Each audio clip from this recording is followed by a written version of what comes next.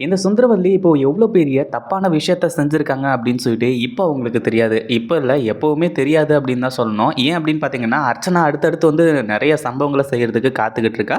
அதே மாதிரி இங்க சுந்தரவல்லி இருந்துட்டு ஏதோ நம்ம மிகப்பெரிய விஷயத்த சாதிச்சுட்டோம் அப்படின்ற மாரி சொல்லி, நம்ம சூர்யா கிட்ட வந்து பார்த்தீங்கன்னா கெத்தா வந்து பேசிக்கிட்டு இருக்காங்க. அதாவது இந்த அர்ச்சனாவுக்கு வந்து பார்த்தீங்கன்னா இந்த சைனிங் அத்தாரிட்டிய வந்து குடுத்தது. அதே சமயம் இப்ப என்னாச்சு அப்படின்னு பார்த்தீங்கன்னா, அ சுந்தரவல்லி இருந்துட்டு நேரா போய் நந்தினி கிட்ட, "உன்ன அப்பவே இந்த வீட்ட விட்டு கிளம்பு" அப்படின்ற மாரி சொன்னேன். ஆனா நீ எதையுமே செய்யல. இதுக்கு மேல கண்டிப்பா வந்து பார்த்தீங்கன்னா, உன்ன நான் சும்மா விட மாட்டேன். அதே மாதிரி நீ எனக்கு ஈக்குவலா சைன் போடக்கூடாது அப்படின்றதுக்காக தான் இது எல்லாத்தையுமே பண்ணேன்.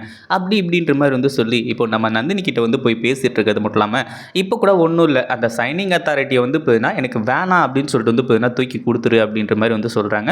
நம்ம நந்தினி என்ன வேணும்னா வச்சுட்டு இருக்காங்க. அது வேணாம் அப்படின்னு சொல்லிட்டு முன்னாடியே முடிவு பண்ணது தான். சூர்யா சொன்னதனால தான் வந்து பார்த்தீங்கன்னா சைன் போட்டாங்க. அதாவது இவங்களோட தரத்த வந்து பார்த்தீங்கன்னா, இப்போ சுந்தரவல்லி அவங்களுக்கு தனக்கு தானே வந்து பார்த்தீங்கன்னா குறைச்சுக்கிட்டு இருக்காங்க அப்படின்னு தான் சொல்லணும்.